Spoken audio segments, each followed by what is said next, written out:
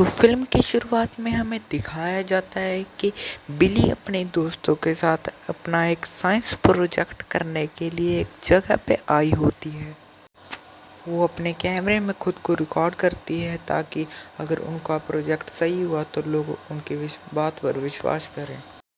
फिर वो सारे लोग अपना साइंस प्रोजेक्ट करने के लिए एक अच्छी सी जगह पे चले जाते हैं जहाँ पर तूफान आने वाला होता है, क्योंकि इनको अपना एक्सपेरिमेंट तूफान में करना होता है। इतने घने बादल देख के ये सभी लोग बहुत ज़्यादा खुश हो जाते हैं।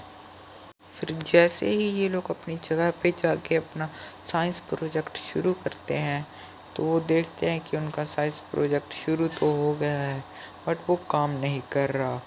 लेकिन उससे पहले कि ये उसको ठीक कर पाए तभी वो देखते हैं कि तूफान बहुत ज़्यादा तेज़ हो चुका है।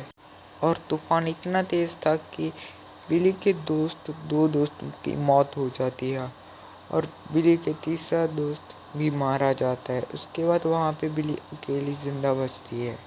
फिर जैसे ही वो तूफान चला जाता है वहाँ पे पुलिस आती है और बिली को बचा लेती है।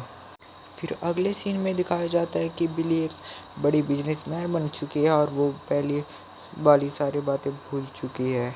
अगले सीन में दिखाया जाता है कि बिली का पुराना दोस्त उससे मिलने के लिए आया होता है और वो अपने एक नए प्रोजेक्ट के लिए बिली से मदद मांगता है, क्योंकि बिली तूफान को महसूस कर लेती थी। बिली को पता चल जाता था कि कहाँ पर तूफान आने वाला है और कहाँ पर नहीं। फिर उसका दोस्त उसको अपने प्लान के बारे में बताता है, लेकिन बिली उसको साफ मना कर देती है क्योंकि उसको डर था कि वो दोबारा ना हो जाए जो पहले हुआ था। फिर उसका दोस्त कैसे ना कैसे करके बिली को मना लेता है अपने साइंस प्रोजेक्ट के लिए। फिर बिली का दोस्त बिली को अपने दोस्तों से मिलवाता है। वहाँ पर कई अलग अलग प्रकार के दोस्त थे, उन सबको तूफान के बारे में पूरी नॉलेज थी। फिर अचानक वहाँ पे एक यूट्यूबर आ जाता है जो कि एकदम हवाखोर होता है।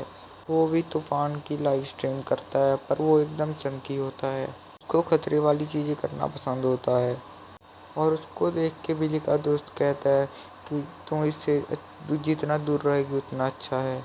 फिर बिली तूफान को ढूंढने के लिए रेडी हो जाती है, लेकिन उसके दोस्तों को लगता है कि वो एकदम गलत है। फिर बिली कैसे ना कैसे करके पता लगा लेती है कि अगला तूफान कहाँ पे आने वाला होता है ताकि वो वहाँ पे जाके अपना एक्सपेरिमेंट कर सके।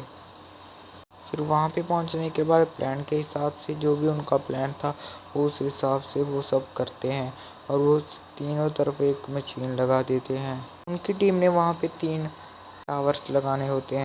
2 टीम में टावर लगा देते हैं, पर जैसे ही बिली टावर लगाने वाली होती है उसे वो सब याद आ जाता है और वो गाड़ी में वापस चली जाती है क्योंकि वो डर जाती है। और वहीं दूसरी तरफ वो यूट्यूबर बिना किसी डर के आराम से घूमता है। से तूफान उसको कुछ कर नहीं सकता। उसके टीममेट्स तो उल्टियाँ कर रहे थे। फिर उस तूफान से जो भी नुकसान हुआ था बिली वहाँ पे जाके उन सब की मदद करती है और बिली का दोस्त भी उसके साथ चला जाता है। फिर अगले सीन में दिखाया जाता है कि वो यूट्यूबर और बिली के अच्छे संबंध हो जाते हैं और वो दोनों एक पार्टी में आए हुए होते हैं। वो दोनों एंजॉय कर ही रहे होते हैं कि तभी अचानक वहाँ पे एक बहुत बड़ा तूफान आ जाता है जिसकी वजह से सब घबरा जाते हैं। जैसे ही तूफान चला जाता है बिली का दोस्त वहाँ पे आता है और बिली का हालचाल पूछता है और बिली उसकी गाड़ी लेके अपनी मम्मा के घर चली जाती है और बिली की मम्मी उसे बहुत सारे ताने देती हैं क्योंकि उसको लगता था कि बिली अपनी ज़िंदगी में कुछ कर नहीं पाएगी। तभी अगले दिन अचानक वो यूट्यूबर बिली के पास आ जाता है।